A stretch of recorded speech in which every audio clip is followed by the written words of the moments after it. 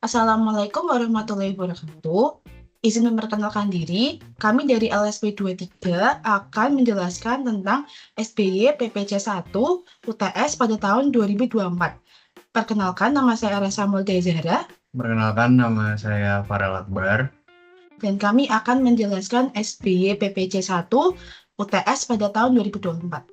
Jadi, mungkin langsung saja pada soalnya. Berikut merupakan soal UTS dari PPC, yang mana soalnya yaitu perusahaan sejahtera memiliki 4 jenis produk, yang mana dengan data penjualan selama 6 bulan yang lalu. Yang mana berikut merupakan tabelnya.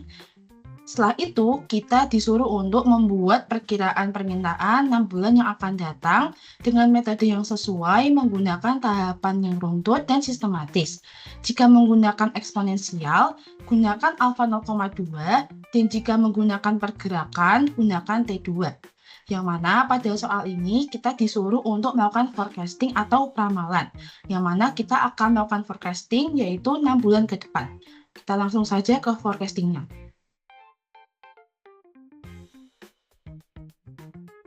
Nah, di sini angka A, B, C, D, E, F itu menyesuaikan dengan NIM kalian masing-masing. Yang mana ketika sudah diganti dengan soalnya, itu akan menjadi data historis demand seperti ini. Yang mana di sini kita mendapatkan data yaitu berupa sepatu, tas, dompet, dan ikat pinggang. Yang mana waktunya yaitu 2 jam, 3 jam, 2 jam, dan 1 jam. Lalu sebelum kita melakukan forecasting, kita harus mengkonversi dan mengagregasi data terlebih dahulu. Dengan cara kita mengalihkan antara sepatu ini dengan waktu ini. Berikut merupakan hasil-hasilnya. Yang mana ketika 30 dikali 2 itu 60 jam, lalu sepatu di bulan kedua itu menghasilkan 35 dikali 2 yaitu 70. Lalu misalkan pada dompet itu yang awalnya 22 dikalikan dengan jam itu menjadi 44. Di sini kita menotalkan semua sepatunya. Lalu kita juga menotalkan antara sepatu, tas, dompet, dan ikat pinggang. Yang mana di sini menjadi kebutuhan per periodenya. Setelah itu kita melakukan proporsi. Tiap sepatu, tas, dompet, dan ikat pinggang itu menghasilkan berapa item. Nah, di sini kita melakukan proporsi yaitu membagi antara jumlah total sepatu dibagi dengan jumlah keseluruhan dikali dengan persentase dan menghasilkan proporsi seperti berikut. Setelah itu kita melakukan plot data demand, yang mana plot data demand itu didapatkan dari nilai total per periodenya, yang mana pada periode 1 itu 166, lalu pada periode 2 itu 202, lalu sampai ke periode ke-6. Yang mana di sini kenapa kita harus memplot data? Karena kita biar tahu apakah data itu konstan, linear, atau yang lain-lain. Jadi setelah kita menentukan plot datanya, kita tahu bahwa jika kita plot datanya itu konstan, maka kalian menggunakan SMA atau SSS. Lalu kalau jika plot datanya itu cenderung linear atau naik seperti ini, maka kalian menggunakan metode forecasting yaitu DMA atau DES. Ini dapat dilihat plot data konstan itu SMA dan SES, dan jika plot data linear yaitu metode DMA dan DES.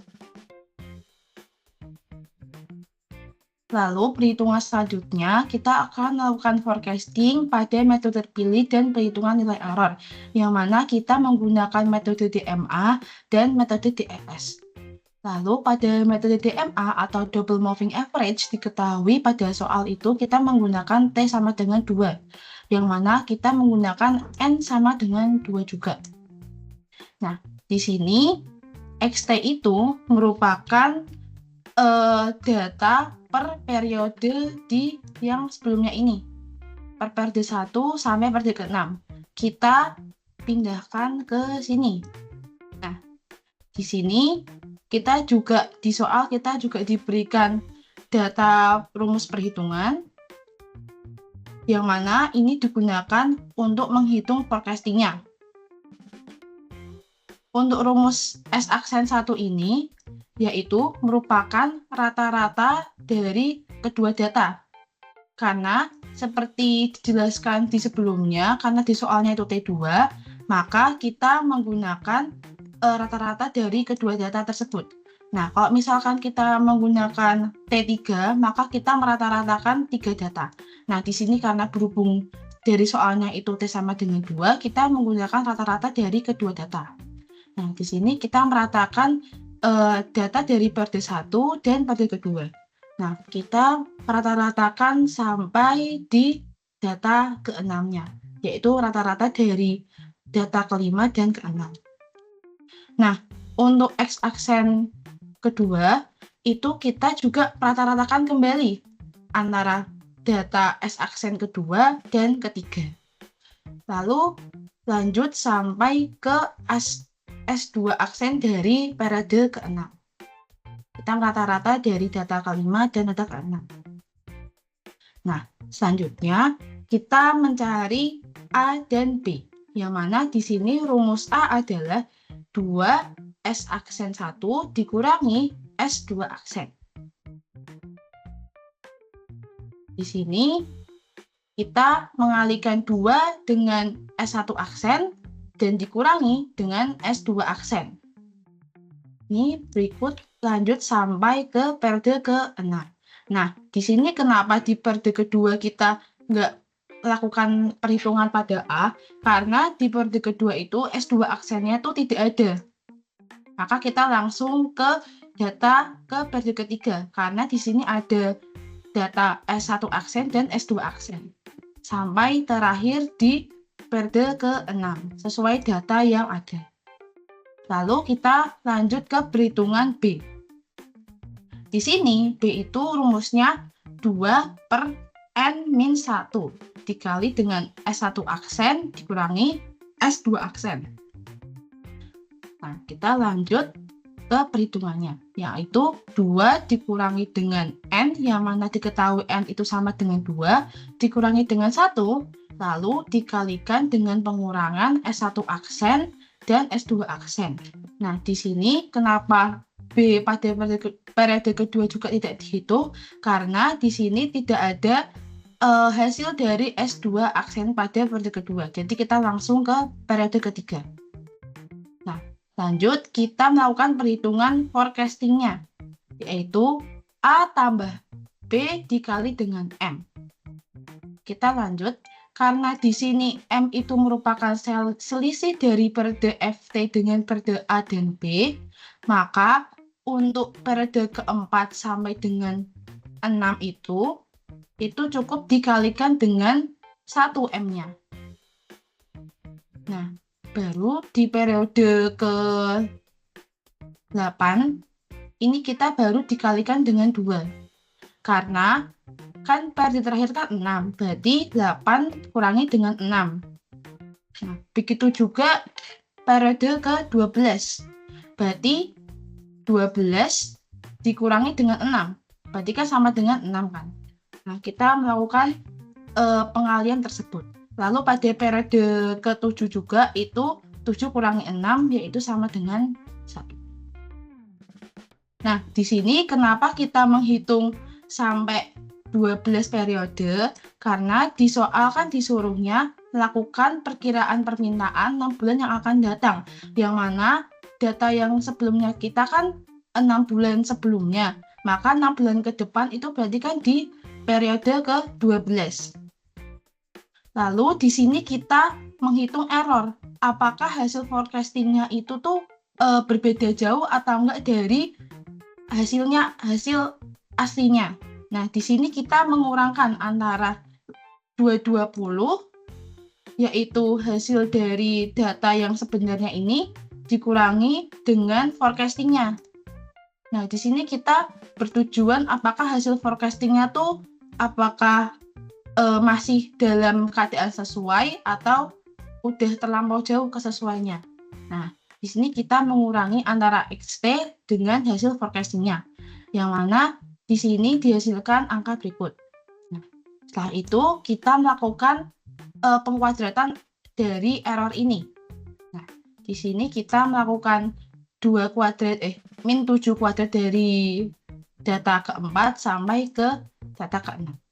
Lalu di sini kita melakukan pentotalan dari error kuadrat ini untuk dihitung apakah nilai errornya itu masih baik atau tidak. Nah, di sini kita membagikan error kuadrat ini dengan 3 karena di sini hanya 3 data saja. Kalau misalkan di sini ada 4 data, maka kalian membaginya dengan 4 MSE-nya. Lanjut, kita ke metode DES atau Double Exponential Smoothing, yang mana di soal kan kita diketahui bahwa alfa itu 0,2, maka beta kan 1 min alfa, yaitu berarti 0,8. Nah, di sini datanya tuh sama aja kayak yang di atas, yaitu data dari 6 bulan sebelumnya. Namun, buat perhitungannya tuh berbeda dari DMA. Nah, untuk rumusannya itu seperti yang kalian lihat di samping ini. Nah, untuk yang S1 aksen dan S2 aksen dari periode pertama, itu kalian samakan.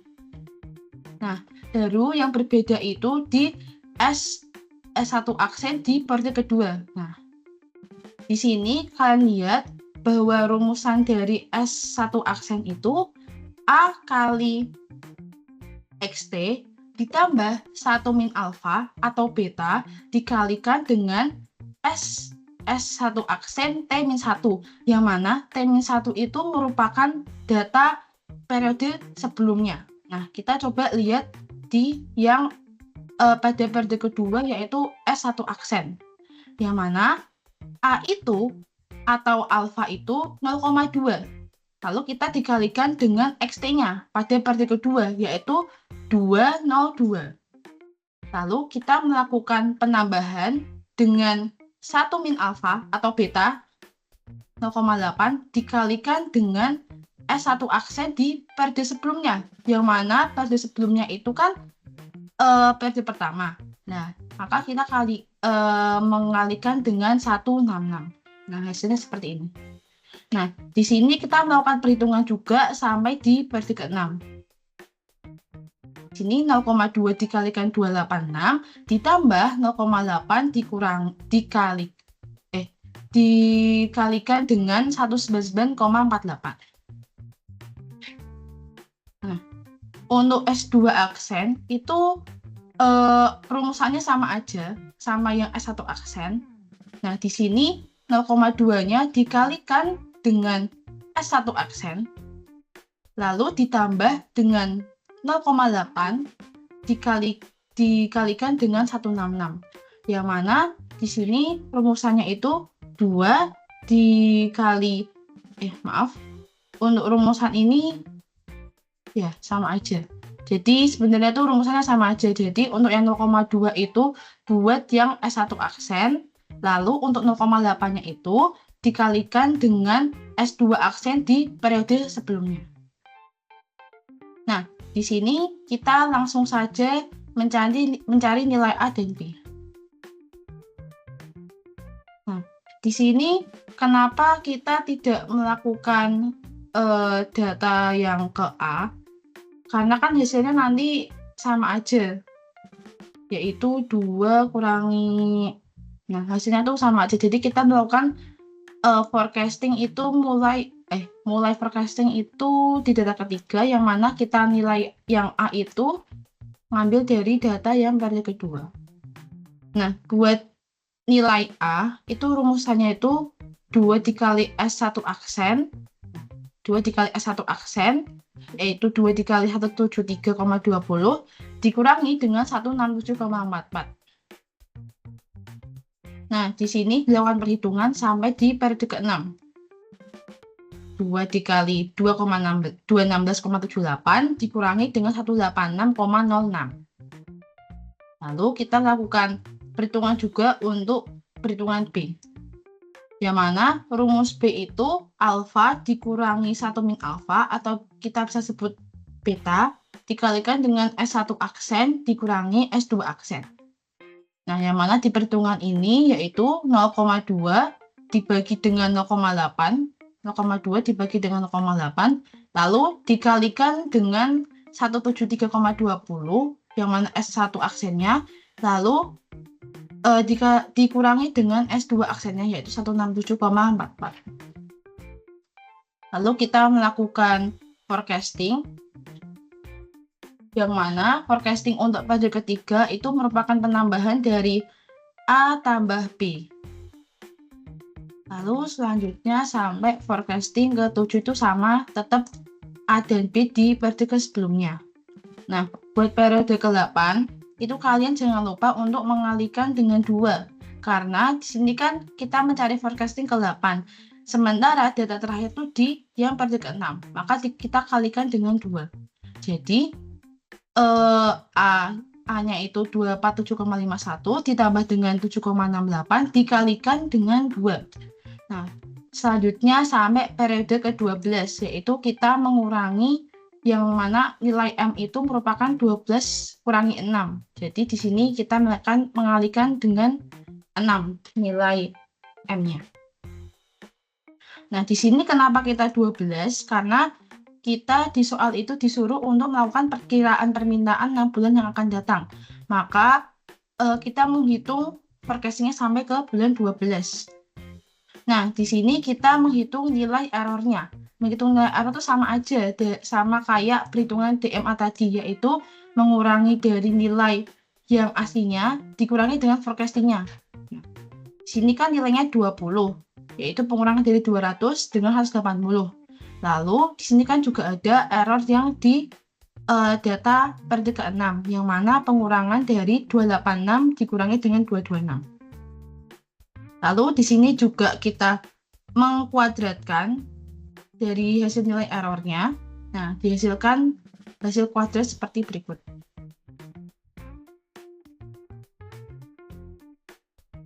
Lalu kita lanjut perhitungan ini, yaitu merupakan total dari error kuadrat.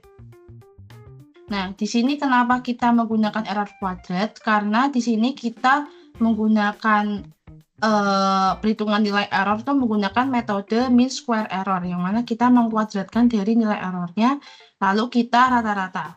Nah, di sini karena kita ada 4 data, maka kita membaginya dengan 4 yang totalnya. Lalu setelah kita menghitung MSE dari metode DMA dan juga DES, kita melakukan pilihan metode terbaik dari kedua metode tersebut. Yang mana metode DMA itu menghasilkan MSE 309, lalu metode DES itu menghasilkan MSE 1758.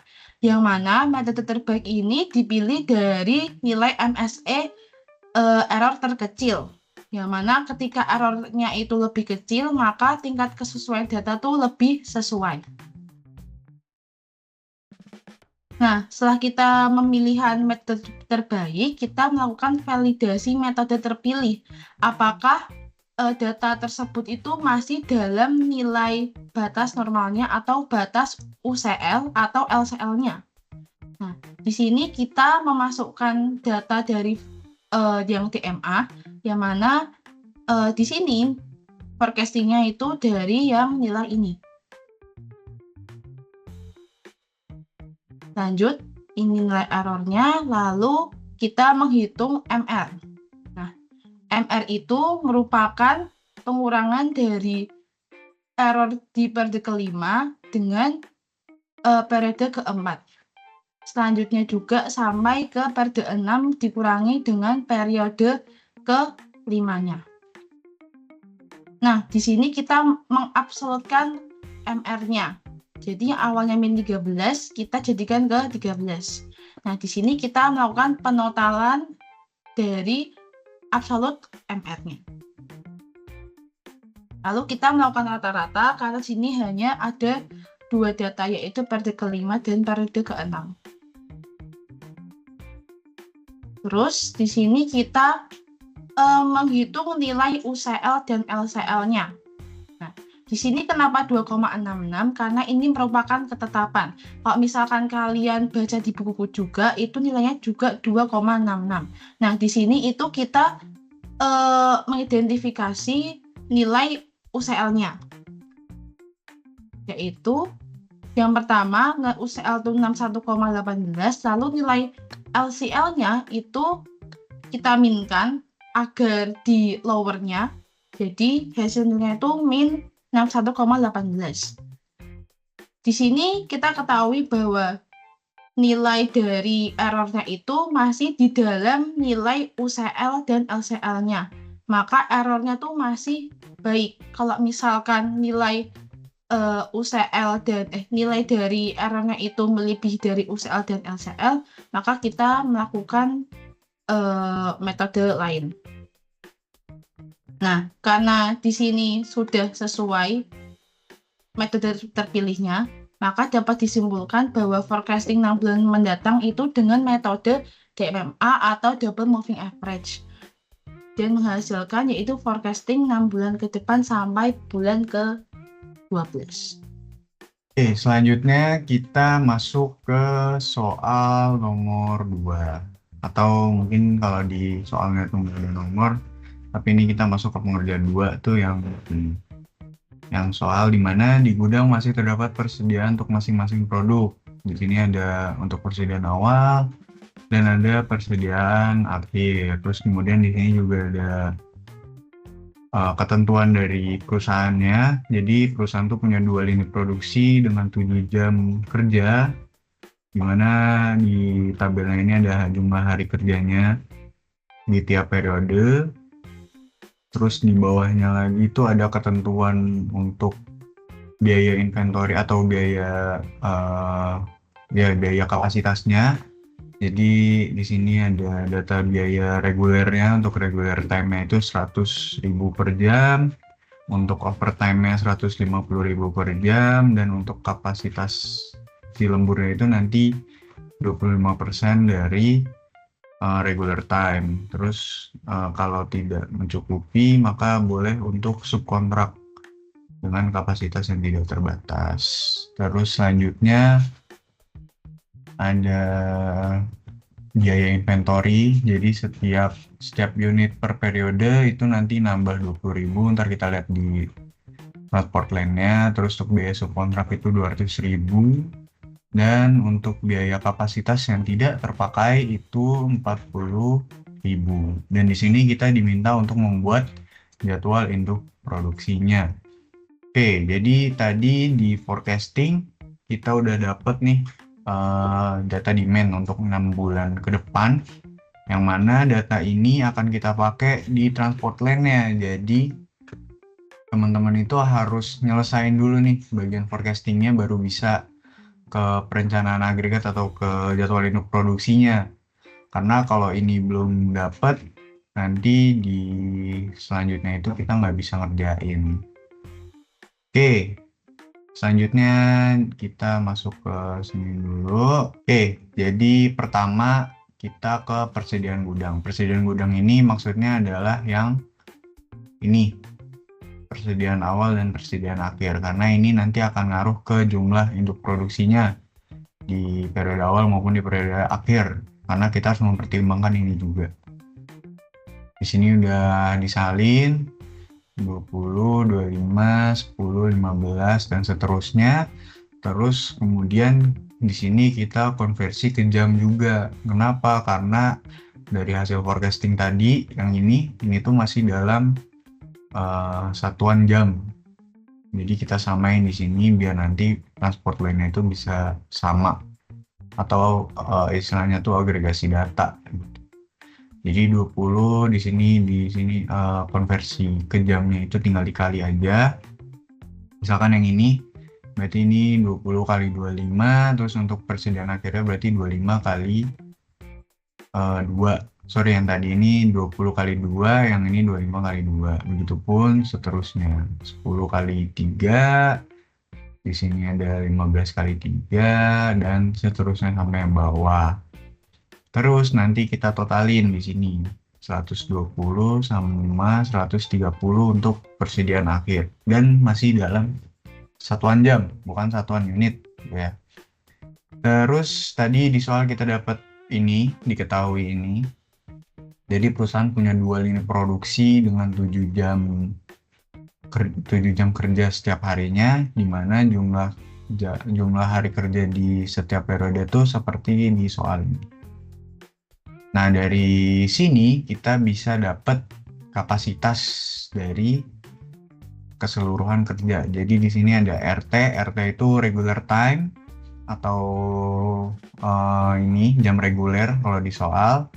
Terus di sini ada overtime itu jam lembur, subkontrak itu sama juga, sama di sini ada data demand-nya. Dari regular time dulu. Jadi regular time untuk tahu kapasitasnya itu kita mengalihkan keseluruhan dari waktu kerjanya.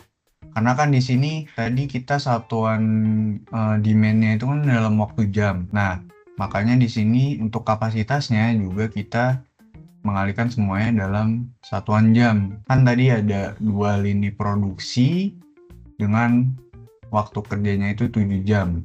Nah, di sini untuk periode 1 kan dia hari kerjanya 24 hari. Maka kita tinggal mengalihkan saja nih keseluruhan. 2 kali 7 kali 2, 4. Nanti hasilnya 336. Nah, berarti di sini kapasitas untuk regular time-nya adalah 336. Terus untuk overtime-nya, di soal itu kita tahu kalau kapasitas overtime adalah 25% dari regular time. Berarti di sini udah tinggal dikali aja 25% dari regular time, nanti hasilnya segini. Terus untuk periode kedua juga sama, berarti tinggal 2 kali 7 kali 24, hasilnya sama. Terus untuk periode ketiga ini kan beda nih, kalender kerjanya dia 30 hari, nah berarti 2 kali 7 kali 30, di hasilnya segini. Terus untuk overtime-nya juga sama. Nah, terus di sini ada notes-nya juga, jadi ketahui kalau lembur tuh 25% dan kapasitas SK tuh tidak terbatas atau kapasitas subkontrak tidak terbatas. Lalu dari mana? Tahu dari soal juga nih. Subkontrak dengan kapasitas tidak terbatas, jadi dia infinite. Nah, terus untuk demand-nya itu kita pakai dari forecasting yang ini sama 318, 351 dan seterusnya. Nah, terus di sini kalau kalian lihat kok beda, yang demand periode ke-6 di sini 483, di sini 613. Kenapa? Karena di persediaan gudang itu diketahui kalau dia punya persediaan akhir. Jadi persediaan akhir itu kan kita dapat di sebelumnya 130, kemudian di sini kita totalin, jadi berarti di sini kan periode ke-12 tuh 483. Nah, ini juga berarti 483 ditambah 130. Nah, ini untuk periodenya sebenarnya harusnya 7 sampai 12 ya. 7 sampai 12, cuman di sini buat mempermudah pengerjaan, jadi kita seragamin aja kalau kita hitung ulang dari 1 sampai 6. Udah dapat semuanya, kita data demand-nya, udah tahu kapasitas setiap kerjanya juga. Terus selanjutnya di sini ada data biaya. Data biaya ini kita juga tahu dari soal. Pertama, regular time 100.000 per jam. Ini ya, regular time 100.000 per jam. Kemudian untuk overtime itu 150 per jam, 150.000. Untuk subkontrak tuh di sini biaya subkontrak adalah 200.000. Kemudian biaya inventory. Biaya inventory itu yang ini. Jika terjadi persediaan, biayanya 20.000 per unit per periode.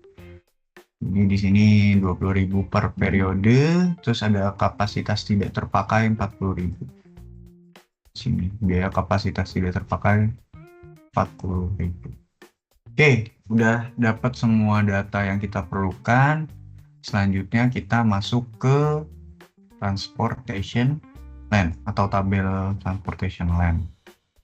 Jadi tabel ini tujuannya adalah untuk mengetahui jumlah produksi optimal dari tiap periode tuh berapa sehingga hasilnya tuh optimal, karena nanti kita cari biaya terendah dari masing-masing kerja. Terus di sini ada vertikal dan horizontal. Untuk yang vertikal itu dia menunjukkan demand-nya. Nanti di sini ada demand-nya.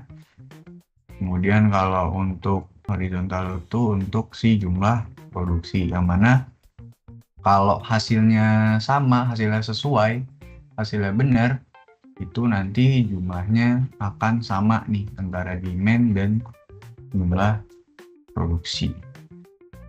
Oke, kita mulai dari sini dulu, dari periode 1. Jadi pengisiannya itu nanti secara horizontal ya. Dari periode 1 dulu, periode 2 dulu, periode 3, dan seterusnya. Nah, pertama kita dari sini dulu, periode 1. Di sini kita tahu tadi persediaan awal itu adalah 120. Berarti gambarannya si perusahaan ini udah punya stok 120. Sedangkan di sini demand-nya kan 318. Nah, berarti di sini kita tinggal memenuhi 318 dikurang 120. Nah, berarti kita tinggal memenuhi 198 dari demand. Nah, dalam pengisiannya kita harus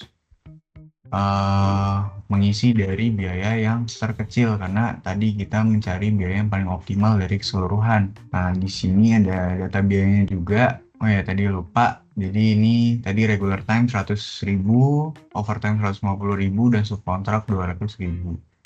Dimana untuk inventory itu 20.000 per periode. Makanya setiap periode dia nambah 20.000, nambah 20.000. Untuk overtime juga nambah 20.000, 20.000. Kalau untuk subkontrak itu tidak nambah. Jadi dia tetap di 200.000. Begitupun untuk periode-periode selanjutnya. Sekarang untuk pengisiannya, tadi kita udah dapat nih, kurang 198, berarti kita butuh di periode 1 ini. Untuk memenuhi demand ya, kita perlu mengisi 198. Nah, kita lihat dulu biaya yang paling minim itu di mana dari 3 ini. Nah, di sini kita dapat kalau yang paling kecil itu biaya regular time, itu pasti sih. Jadi di setiap periode pasti regular time yang paling kecil. Jadi kita maksimalin dulu di regular time. Kita kurang 198, dan di sini kapasitasnya itu 336. Ya udah, berarti kita tinggal memenuhi aja. Jadi kan demand-nya 198, kapasitasnya 336. Berarti 198-nya bisa memenuhi dong. Jadi langsung kita masukin 198.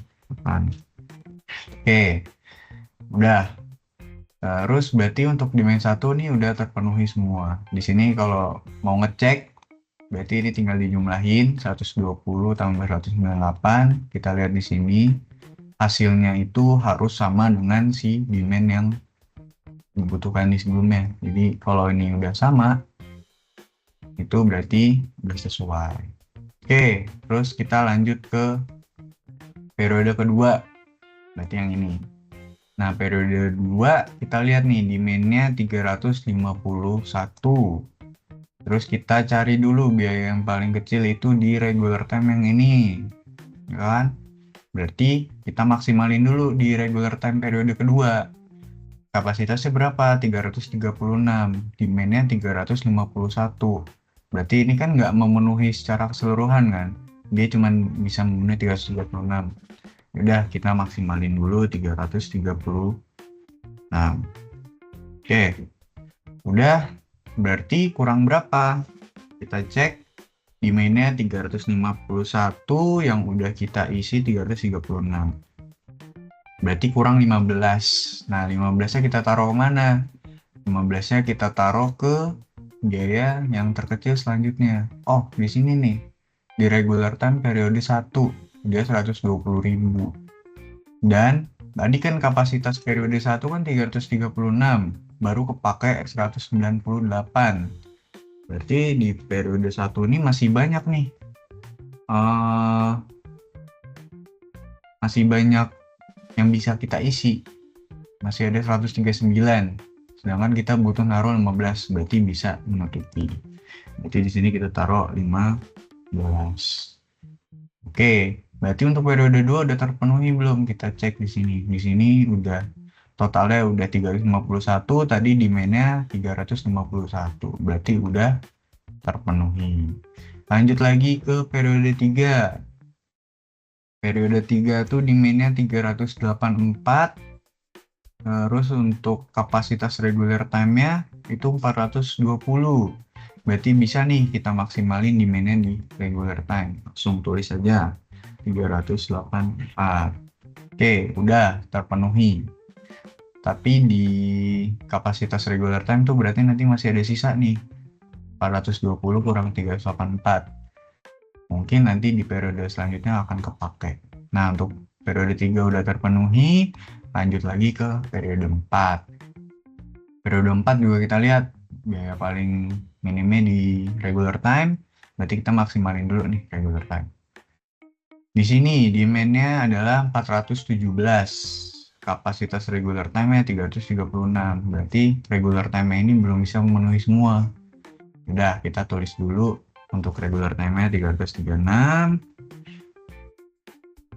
Terus selanjutnya kita pilih biaya yang paling kecil kedua, yaitu ini berarti 120.000.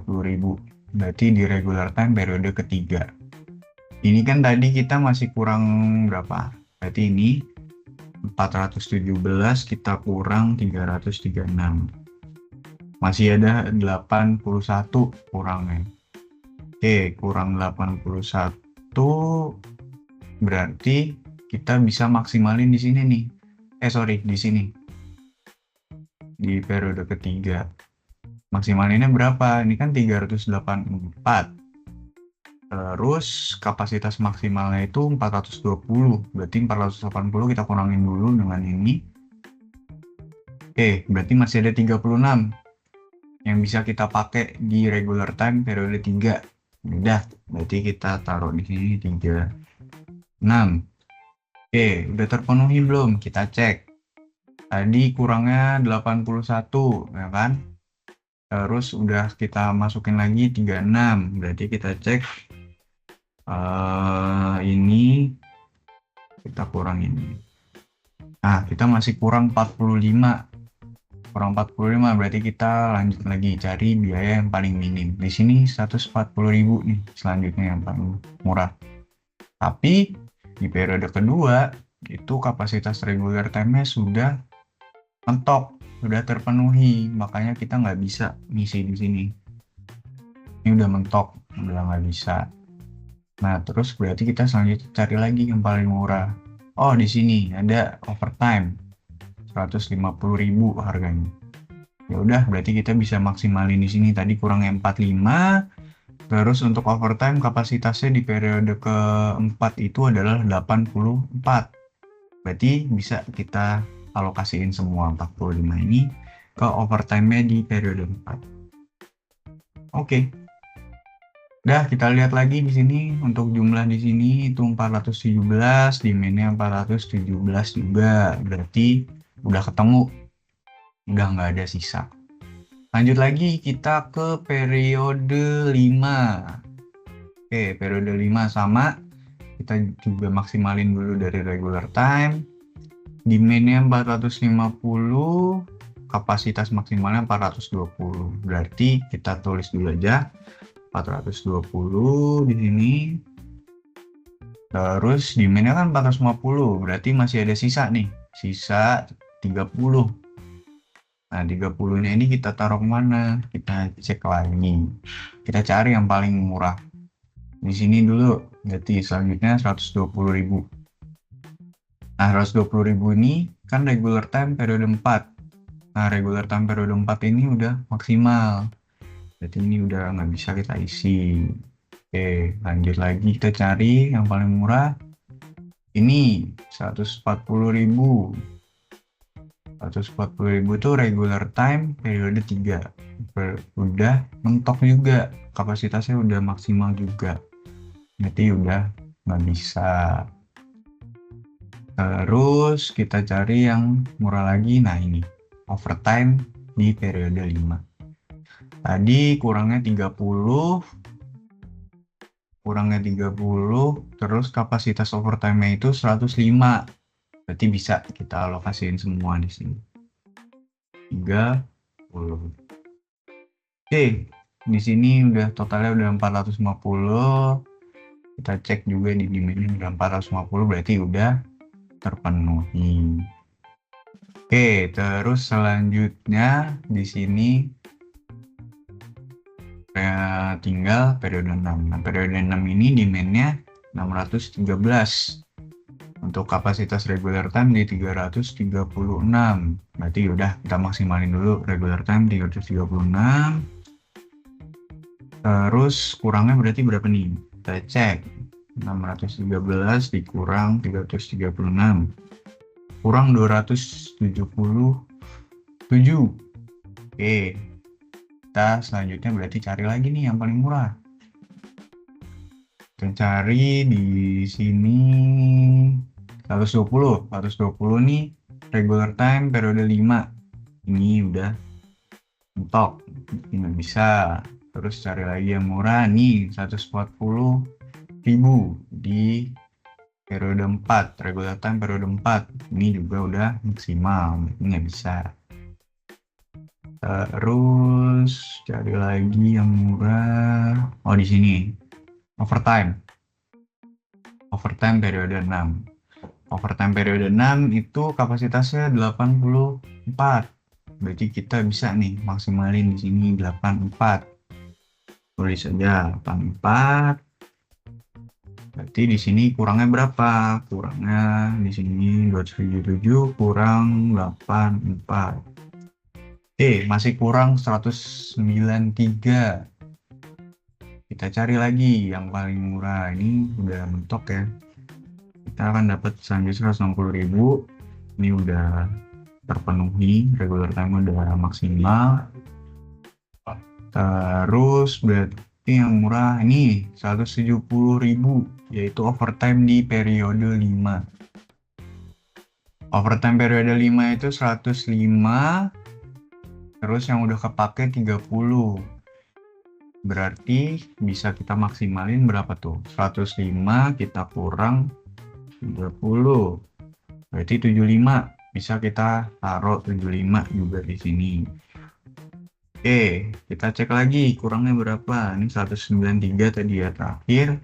Kita kurang 75. Masih kurang 118. Oke, berarti kita cari lagi selanjutnya yang termurah. Termurah selanjutnya itu berarti di ini overtime periode 4. Overtime periode 4 tuh 84 kapasitasnya. Terus yang udah terpakai 45. Berarti kita kurangin dulu biar kita tahu. 84 kita kurang 45. Bisa kita masukin 39. Oke, nanti kita maksimalin juga 39. Terus kita cek lagi kurangnya berapa. 118 kurang 39. Masih kurang 79. Oke, masih kurang 79. Next kita cari lagi yang murah. Yang murah berarti di sini 200.000. Di sini ada subkontrak 200.000, tapi kita cek juga di atas nih ada regular time periode 1 200.000. Nah, tadi periode 1 udah terpenuhi belum kapasitasnya? Ini kan masih 198 tambah 15. Berarti masih, dan kapasitas maksimalnya itu masih 336. Berarti masih bisa kita masukin nih yang regular time. Kenapa kita naroknya di regular time dibandingkan subkontrak? Karena regular time itu nanti ada yang tidak terpakai. Jadi istilahnya regular time itu kalau di dalam aktualnya gitu ya. Jadi regular time itu yang bisa dipenuhi secara maksimal. Jadi regular time kalau misalkan kita bikin di sini itu nanti secara aktualnya unitnya tuh jadi nih maksimal, jadi itu terpenuhi semua karena ini kan jam reguler kan. Jadi si kapasitas maksimumnya ini pasti terpenuhi walaupun demand-nya kurang gitu ya. tapi kapasitasnya tuh tetap terpenuhi, jadi tetap diproduksi. Nah, kalau tetap diproduksi dan demand-nya nggak nggak semaksimal itu, berarti kan nanti ada di sini, ada unused, ada kapasitas tidak terpakai. Nah, kapasitas tidak terpakai ini kan tadi ada biayanya kan, 40.000. Di sini di soal tuh ada biaya kapasitas tidak terpakai 40.000. Nah, kalau begitu, berarti kan semakin banyak yang tidak terpakai, biaya akan semakin besar kan. Nah, jadi kita prefer maksimalin di regular time dibandingkan subkontrak. Kenapa? Karena subkontrak itu nggak ada penaltinya dia istilahnya. Dia nggak ada biaya tambahan. Kalau kita produksi di sini ya udah dia tuh nggak ada unused-nya juga. Tapi kalau untuk regular time di sini dia pasti terpenuhi kan, walaupun demand-nya sesuai atau enggak, secara kapasitas dia pasti terpenuhi. Jadi di sini nanti akan ada unused-nya. Makanya kita maksimalin di regular time. Oke, kita maksimalin regular time. Tadi berapa nih? Kita udah pakai kapasitas maksimalnya 336. Kita hitung dulu. 336 kita kurang ini, kita kurang ini. Masih ada 123. Oke, masih ada 123. Di sini demand-nya 79 yang kita kurang tadi kan, berarti bisa nih kita penuhin semua di sini. 79. Oke, di sini yang use-nya jadi 292. Nah, yang unused-nya berarti tadi kapasitas maksimalnya 336. Ini berarti kan tadi terakhir kan 123 dikurang 79. Berarti 45. Unused-nya ada 45. Berarti ini ntar 45 ini kita masukin ke biaya juga. Oke, sekarang kita cek per periode udah terpenuhi belum demand-nya. Ini udah ada 318, oke. Periode 2 351 udah oke. Periode 3 udah oke, periode 4 udah oke, periode 5 udah oke, periode 6 udah oke. Jadi periode 6 ini kan tadi diminta persediaan akhir kan. Jadi secara demand, karena kita di sini udah nyatuin di demand ini, udah kita satuin dengan persediaan akhir. Nanti sebenarnya teman-teman bisa pisahin aja di sini, ditambahin satu baris isinya persediaan akhir. Jadi demand-nya sesuai forecasting, terus persediaan akhirnya nanti ngikutin ini 130. Ya sebenarnya ini untuk menandakan aja kira-kira udah terpenuhi belum nih dari setiap pengalokasian kita. Oke, terus kita lihat di sini ada jumlah produksi.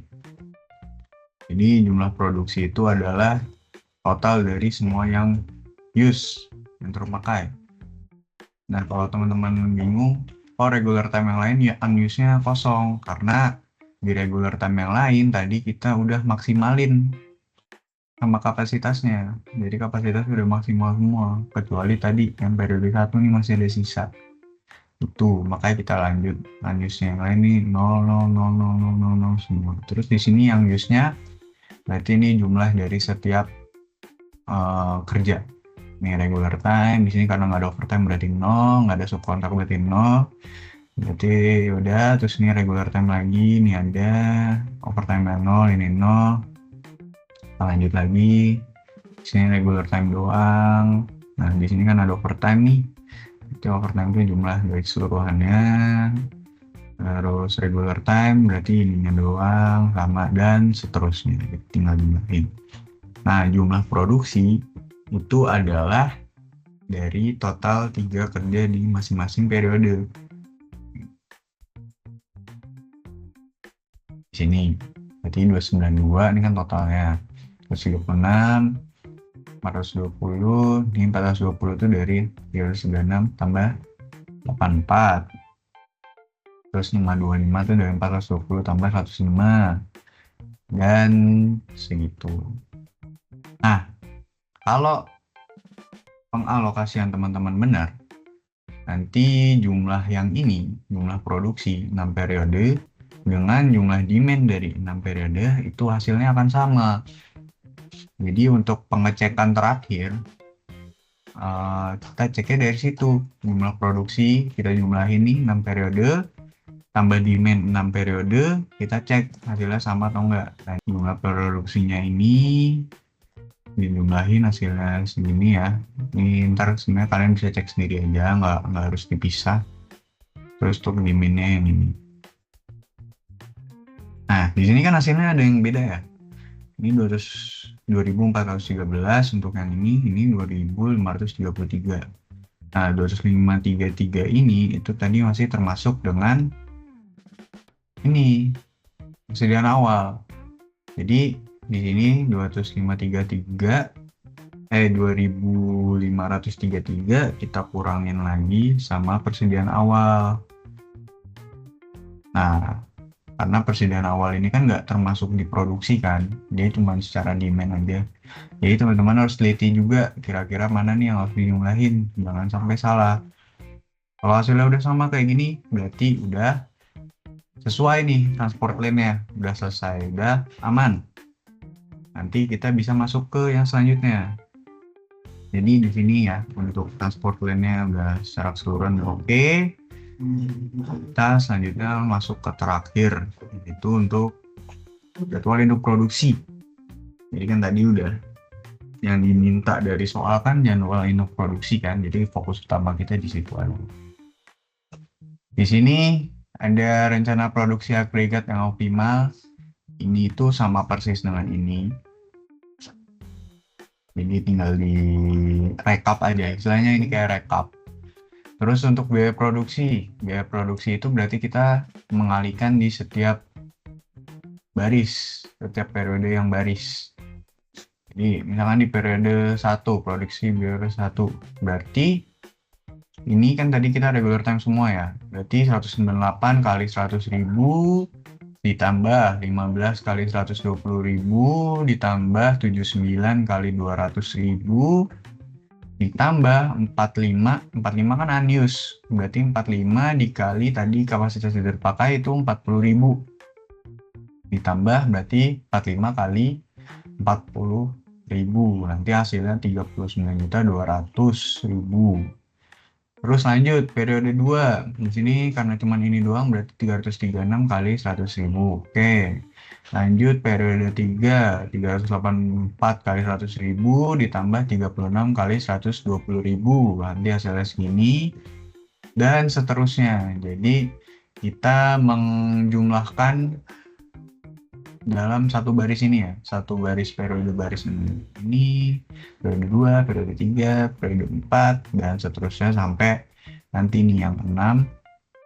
Ini kan berarti 336 kali 100.000 tambah 84 kali 150.000. Jadi kita jumlahin total biar kita tahu oh biaya produksi kita ternyata segini, 268.730.000. Oke, udah selesai. Terus kita balik fokus utama kita tadi ke jadwal induk produksi. Jadi transport line ini fungsinya cuman untuk tahu rencana produksi dari setiap periode. Jadi next kita bisa bikin jadwal induk produksi. Nah, jadwal induk produksi ini pertama kita lihat dulu, ini sebenarnya rekap juga. Jadi persentase itu kita dapat dari tadi yang forecasting. Nah, di sini kan ada proporsi, kita nyari proporsi itu gunanya buat disagregasi data. Jadi ini kita dapat proporsinya, tinggal kita pindahin, terus ada jam. Di sini 2, 3, 2, 1. Oke, terus untuk jadwal induk produksi, yaitu kita melakukan disagregasi data. Nah, jadwal induk produksi kan tadi kita udah dapat nih, di periode 1 kita memproduksi 292. Nah, 292 ini itu kan masih untuk keempat produk ini kan, sepatu, tas, dompet, dan ikat pinggang kan. Nah, sekarang kita mau disagregasiin, mau kita bagi. Jadi caranya tinggal kita kali aja. Jadi rencana produksinya tadi 292 itu untuk keseluruhan, tinggal kita kali persentase dari si itemnya, 36%. Oke, udah. Jadi 292 kali 36%, nanti hasilnya segini. Terus untuk selanjutnya, nih untuk tas di periode 1, berarti 292 kali 29%. Begitupun seterusnya, nanti tinggal kita kaliin di setiap ininya. Terus selanjutnya misalkan di periode 2 nih. Periode 2 berarti kan rencana produksinya tadi 336. Berarti untuk sepatu tinggal dikali 36%, untuk tas tinggal dikali 29%, untuk dompet tinggal dikali 24%, dan untuk ikat pinggang tinggal dikali 11%. Begitupun seterusnya sampai periode 6. Jadi ini harus kita hitung masing-masing biar kita tahu di periode 1 misalkan ya. Di periode 1 kita produksi sepatu tuh berapa sih? Nah, ini 105. Kita di periode 4 misalkan. Kita produksi dompet tuh berapa? Itu 100,2 dan seterusnya. Nah, jadwal induk produksi ini kan masih dalam satuan jam ya. Dimana tadi kan di sini misalkan di persediaan awal kan kita kali jam, terus di forecasting tadi untuk agregasi datanya juga kita masih dalam satuan jam. Nah, berarti di sini kita harus konversi lagi ke satuan unit. Caranya berarti tinggal dibagi aja. Yang sini yang tadi udah kita dapat, yang jadwal induk produksi satuan jam, tinggal dibagi dengan waktunya. Waktu dari setiap produk. Untuk sepatu dibagi 2 jam, berarti kan ini untuk keseluruhan sepatu bagi 2 jam. Terus untuk tas dibagi 3 jam, untuk dompet dibagi 2 jam, dan ikat pinggang dibagi 1 jam. Dan seterusnya, ini tinggal dibagi aja. Misalkan yang ini, kita hitungnya periode 1 ya.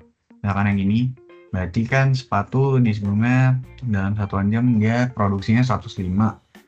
Tinggal bagi 2 berarti 52. Nah, oke, di sini kita perlu melakukan pembulatan. Nah, baiknya pembulatan itu pembulatan ke atas karena misalkan di sini 84,7 jam. Kalau kita buletin ke satuan unit, yang 105 ini. 105 konversinya kan 52,5 nih pas kita konversi 52,5. Nah, dalam aktual ya kan nggak mungkin kita memproduksi setengah produk. Kalau 52,5 kan berarti kita udah memproduksi sebanyak 52 unit dan setengah unit. Nah, itu kan nggak mungkin kan kita hanya memproduksi setengah unit di periode tersebut. Makanya di jadwal induk produksi ini baiknya kita melakukan pembulatan ke atas untuk hasilnya. Melakukan pembulatan ke atas. Nah, ini di sini kebetulan belum diganti, tapi nanti teman-teman waktu pengerjaan baiknya dilakukan pembulatan ke atas saja karena dengan alasan tersebut nggak mungkin kita memproduksi itu hanya setengah unit atau bahkan kita cek nih yang lain ini bahkan cuma 1/3 unit, itu kan nggak mungkin gitu kan. Makanya baiknya dilakukan pembulatan ke atas untuk jadwal induk produksi satuan unit. Nanti hasilnya tinggal dijumlahin, jadi kita tahu aja sebagai pengetahuan aja kalau di akhir total produksi setiap unit per periode itu 162, untuk periode 2 171 dan seterusnya. Oke, jadi hasil akhir dari jawaban yang soal kedua ini adalah yang ini, jadwal induk produksi satuan unit. Oke, udah itu aja, udah menjawab di soal kedua. Tapi yang perlu diingat teman-teman, semua tahapan, semua runtutan itu saling berhubungan. Yang ini tuh saling berhubungan semua. Dari kita konversi satuan persediaan awal dan persediaan akhir, terus ada data kapasitas, data biaya, terus pengalokasian di transportation lane-nya, agregasi, biaya produksi, dan seterusnya. Ini tuh saling berhubungan, bahkan sampai ke forecasting itu saling berhubungan. Karena kan tadi data demand kita pakai dari forecasting kan, itu saling berhubungan semua sampai akhir ini. Makanya perlu diperhatikan baik-baik step by step-nya, dicek lagi langkah-langkahnya di setiap soal bahkan dari forecasting itu jangan sampai ada yang salah, karena kalau satu salah nanti sampai belakangnya pasti akan salah. Makanya jadi pastiin dari forecastingnya udah benar semua, terus ke transportation line-nya juga dipastiin itu benar semua, karena ini semua saling berhubungan seperti itu. Oke, mungkin itu aja untuk SBY PPC 1 tahun 2024 untuk soal tahun 2024. Mungkin sekian dari aku dan Eresa, kurang lebihnya mohon maaf.